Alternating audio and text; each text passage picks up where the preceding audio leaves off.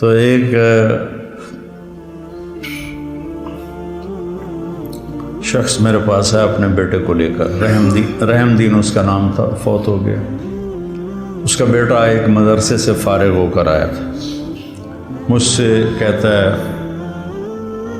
میاں صاحب، ہمیں وہاں میاں صاحب کہتے ہیں، میاں صاحب اے میرا پتر پڑھ آتا ہے پر کڑیا کوئی نہیں، ایک ان پڑھ آدمی کا تجزیہ، اے میرا پتر پڑھ آتا ہے پر کڑیا کوئی نہیں۔ دودھ جب کاڑا جاتا ہے نا تو وہ ملائی آ جاتی ہے اور وہ ذرا گاڑھا بھی ہو جاتا ہے، مزیدار بھی ہو جاتا ہے۔ تو ہمارے بچپن میں اتنے بڑے بڑے گڑھوں میں سارا دن دودھ کے نیچے اپلے وہ جلتے رہتے تھے، اور وہ اتنی بڑی ملائی کی تہ اس پہ آتی تھی اور پیلا زرد ہو جاتا تھا، تو وہ بہت پسند کیا جاتا تھا پینے میں بھی، اس کی ملائی کھانے میں۔ تو جو آدمی ایک اچھے کردار والا بن جاتا تھا تو اسے کہتے تھے میاں کڑے ہویا ہے۔ اب سمجھ گئے یہ مثال؟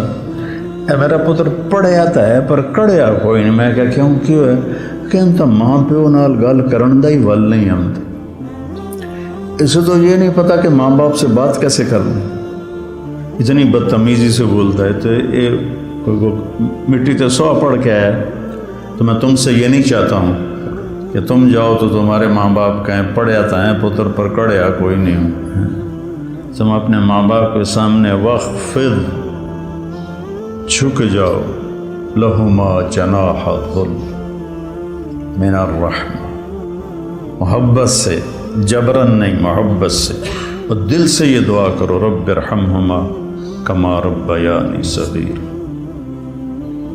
جب سے میرے ماں باپ فوت ہوئے، 88 میں میرے والد فوت ہوئے، میں نے 10 نفل شروع کیے ان کے لیے۔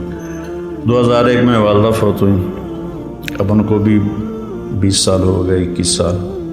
میں دونوں کے لیے 20 رکعت نفل روزانہ پڑھتا ہوں۔ میں بیمار ہو جاؤں تو الگ بات ہے، سر میں درد ہلکا پھلکا ہو تو میں پڑھتا ہوں، شدید ہو جائے پھر رہ جاتا ہوں۔ تو میں 1000 نفل بھی روزانہ پڑھوں تو میں والدین کا حق ادا نہیں کر سکتا۔ ایک شخص آیا، حضرت عبید اللہ بن عمیر تابعین میں سے، کہ جی میں نے خراسان سے اپنی ماں کو کندھے پہ بٹھایا اور مکے تک لا کے سارا حج اس کو اپنی کمر پہ بٹھا کے کروایا، میں نے ماں کا حق ادا کر دیا۔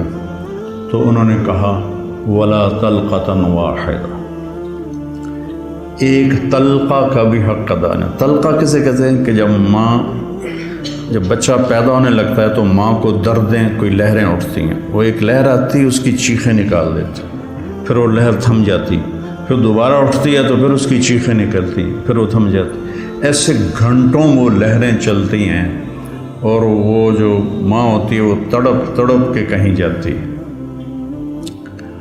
تو وہ جو بے شمار دردوں کی لہریں اٹھتی ہیں، تو انہوں نے فرمایا ابھی ایک درد کی لہر کا حق بھی ادا نہیں ہوا، ولا طلقۃ واحدہ، بھی ایک کا حق بھی ادا نہیں ہوا۔ ایک شخص نے اپنی ماں کو حج کرایا پیدل، اور طواف میں تھا تو عبداللہ بن عمر نظر آ گئے، تو طواف سے فارغ ہو کر کہنے لگا جی میں نے ماں کو پیدل حج کرایا ہے، وہ کافی لمبا سفر ہے، اور وہ سب پہاڑ تھے، نہ سرنگیں تھیں نہ راستے تھے، پہاڑ تھے۔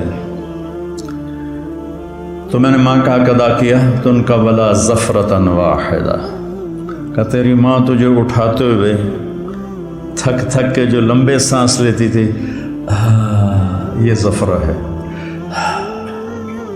کبھی ایک سانس کا بھی حق ادا نہیں۔ حضرت عمر کے پاس ایک شخص آیا، جی جیسے میری ماں نے میرے کپڑے دھوئے میں دھوتا ہوں، میرے پخانے دھوئے پخانے دھوتا ہوں، پیشاب دھوئے پیشاب دھوتا ہوں، مجھے کھانے کھلائے میں کھانے کھلاتا ہوں، میں نے ماں کا حق ادا کر دیا۔ تو حضرت عمر نے کہا نہیں۔ کہا کیوں؟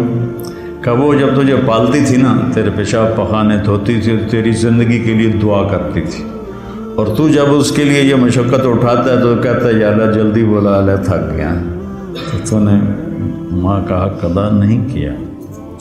تو کہنا میرے نبی نے تمنا کی میری ماں مجھے پکارتی تو میں نماز کے اندر کہتا لبیک۔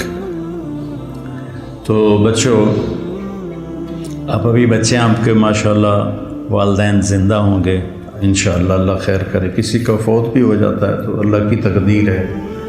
تو یہ میرے رب کا ایک اس کو اتنا دہرایا اللہ نے، پورے قرآن میں دہرایا ہے، پورے قرآن میں دہرایا کہ اپنے ماں باپ کے ساتھ وہ جو وصایا ثلاث ہیں، اللہ تشرکوا باللہ شیئا وبالوالدین احسانا، وہاں بھی سورہ انعام میں 3 وصیتیں قرآن میں آتی ہیں۔ تو پہلا ہے شرک نہ کرو، اور پھر بالوالدین احسان، والدین کے ساتھ احسان کرو۔ احسان ہوتا ہے کسی کام کو سب سے اعلیٰ درجے پر کرنا، اس کا نام احسان ہے۔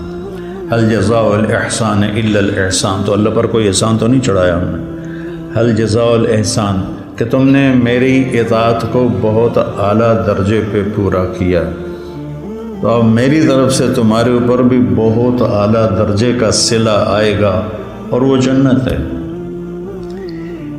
ابن القیم نے روایت نقل کی کہ ایک آدمی ایسے بیٹھا ہوگا تو ایک منظر، صرف ایک منظر کو دیکھنے میں اسے سالہ سال گزر جائیں گے۔ 70 سال کا مطلب ہوتا ہے بہت زیادہ، وَإِن تَسْتَغْفِرْ لَهُمْ 70 مَرَّةً، پتہ نہیں کتنے سال وہ ایسے بیٹھا اس میں گم مزہ لیتا رہے گا، مزہ لیتا رہے گا، مزہ لیتا رہے گا۔ یہ تو تھوڑی دیر کے بعد ہماری طبیعت بھر جاتی ہے، بس یار بس۔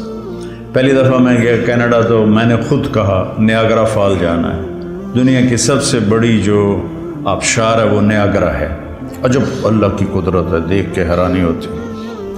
تو ہم شوق سے گئے۔ دوسری دفعہ کینیڈا گیا تو میں نے نہیں کہا، مقامی لوگوں نے کہا نیاگرا چلے، میں نے کہا چلو، چلے گئے۔ تیسری دفعہ میں کینیڈا گیا تو انہوں نے کہا جی نیاگرا چلے، میں کہا ویکھ لیا، بس کرو ہن کی ویکھنا، ٹھیک، دل بھر گیا۔ جنت میں ایسا نہیں ہوگا، ہر لمحے سما بدلتا جائے گا، ہر لمحے۔ هل جزاء الاحسان الا الاحسان، تو لہٰذا اس میں گم ہو کے مست ہو جائے تو اللہ کہیں کہ میرا بندہ ایک ہی چیز میں گم ہو گیا، اسے کوئی اور مزہ کراؤ، اسے کوئی اور مزہ کراؤ، تو ایک دم اس کے کندھے پہ ہاتھ لگے گا ایسے، جو یوں مڑ کے دیکھے گا تو ایک لڑکی ہوگی اس کو دیکھتے پورا یوں مڑ جائے گا، وہ کہے گی اما لک فینا من رغبۃ، آپ کو ہماری کوئی ضرورت ہے؟ آدھا میں قربان جاواں، ضرورت تو بڑی ہے۔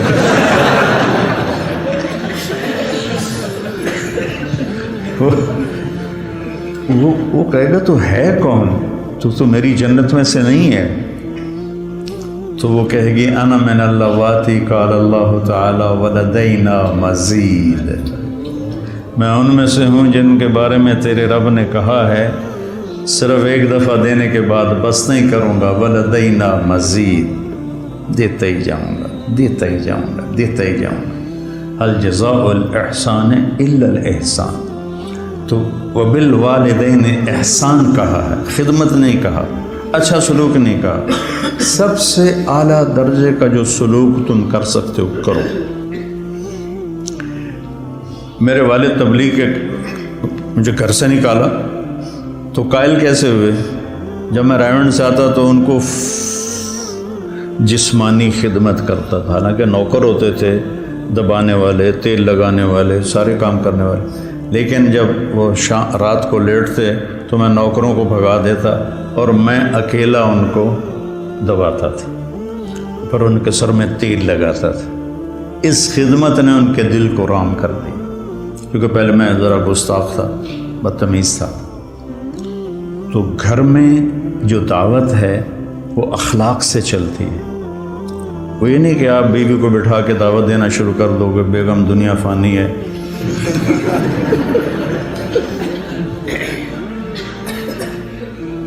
تو گھر میں جو آپ کا سکہ جمے گا جھک جانے سے جمے گا۔